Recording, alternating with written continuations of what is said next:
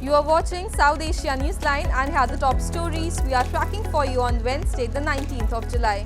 India foils infiltration bid in J&K, third counter-terrorism operation this week.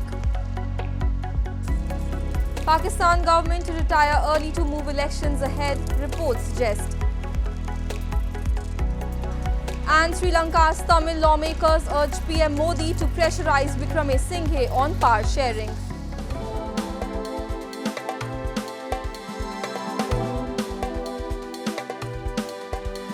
And now for all the details.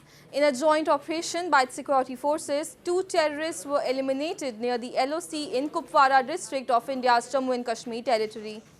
According to a statement by the army, the 2 Pakistan-based terrorists were trying to infiltrate an Indian territory in wee hours of Wednesday before they were eliminated by the troops at the LOC. Security officials in last 3 days have neutralized at least 8 terrorists in different counter-terror operations in the region. Meanwhile, in a separate incident, 2 migrant workers were attacked by terrorists in Anantnag district of Jammu and Kashmir.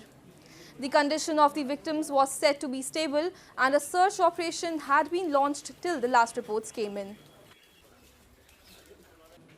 The World Bank's President Ajay Banga on Wednesday said that he is now more optimistic about India economically than he has been previously. Speaking to reporters in New Delhi, Banga said that India's growth has been cushioned by domestic consumption in the face of a global slowdown. He also emphasized India has an opportunity to cash in on global companies' efforts to build factories outside China as firms seek to diversify their supply chains. His comments follow recent investment announcements by American firms in India during PM Modi's state visit. The US is looking for a strong counterweight to China in Asia amid growing tensions in ties. India's opportunity currently is to cash in on the China plus one opportunity. This opportunity won't stay open for 10 years. India is doing a lot of things which has allowed it to stay ahead. You've just had a great growth year. And most countries would be very happy with the 7% growth rate in this environment. So I'm a little more optimistic about where this could go. At least 2 people were killed and 7 others were reportedly injured after a suicide bombing took place near a truck of paramilitary forces in Pakistan's Peshawar city. A newly founded jihadist group, Tehreek-e-Jihad Pakistan, has claimed responsibility for the blast. The outfit earlier last week had also conducted a similar attack on a military base in Balochistan, killing at least 4 soldiers.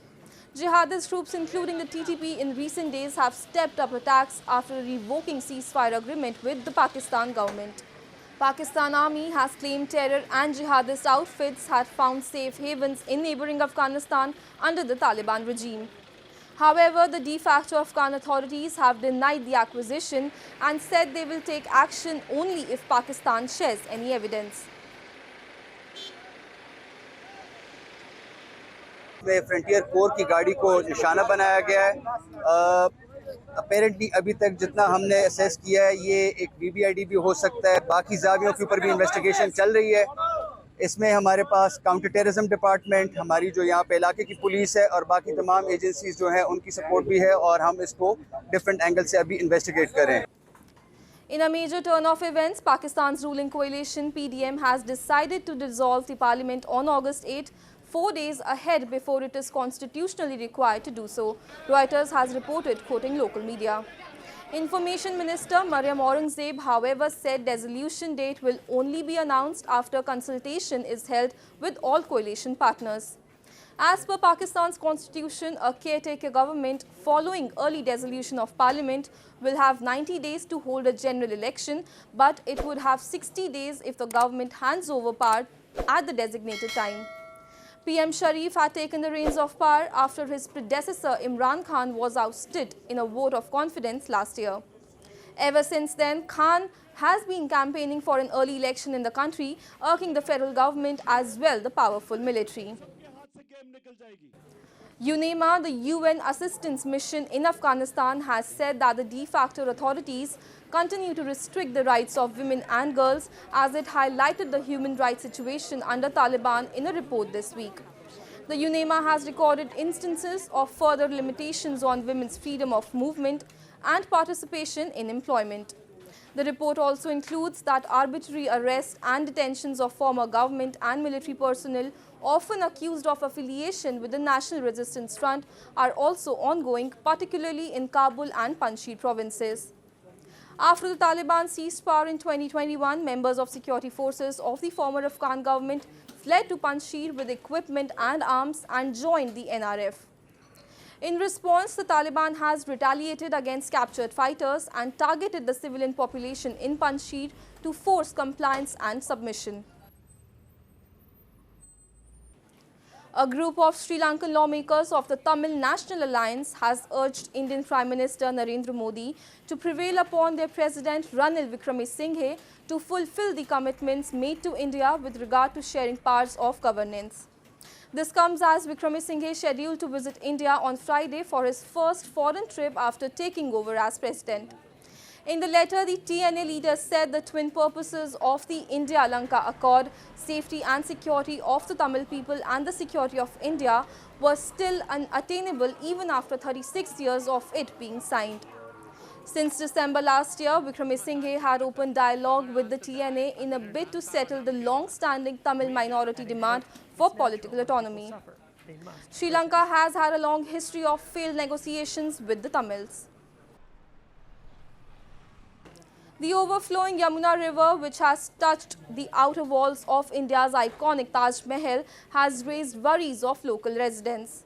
A period of heavy rainfall has caused the river to burst its bank in many parts of northern India. India's Yamuna River, that runs through the northern state of Uttar Pradesh, has risen up to the outer walls of the iconic Taj Mahal monument in Agra city after a period of heavy rain caused it to burst its banks. Locals said they were afraid that the rising water levels could damage their houses and belongings. According to India's Central Water Commission, the portion of the river flowing alongside the Taj Mahal had risen to 152 meters by Tuesday, well above the warning level of 151.4 meters that signifies potential danger. और अब हमने अपनी life में पानी देखा है इतना, हमारे बच्चों ने भी नहीं देखा होगा, अब देख रहे हैं बच्चे, मगर हमने जो देखा है पहला पानी देख रहे हैं, इतना ज़्यादा पानी, और इससे हमें को दहशत लग रही है कहीं रात के अंदर समय पे और पानी ना बढ़ जाए, हमारे बर्तन को घर मकान बह जाए नहीं, इस वजह से हम डरते सोते हैं. Meanwhile, the situation in capital New Delhi seemed to have improved, where the overflowing Yamuna River had created a chaos last week, forcing authorities to move people who live in huts on its banks to makeshift roadside camps. The Yamuna River reportedly rose to its highest in 45 years in the city last week after heavy rainfall, with runoff from hill states to the north also causing its waters to swell. Bathroom की सबसे ज़्यादा दिक्कत आई, बहुत दूर दूर तक जाने पड़ते बाथरूम के लिए, और न टेंट आएगा, सब सारा सामान भीग जाते हैं यहाँ पे बारिश होती है तब, और बस इतनी तक. और खेती करते थे, खेती सब मारी गई, बहुत सारी जमीन 4-5 बीघा खेती करते थे, सब मारी गई फसल हमारी. That's all in tonight's edition. We will see you same time tomorrow. Good night.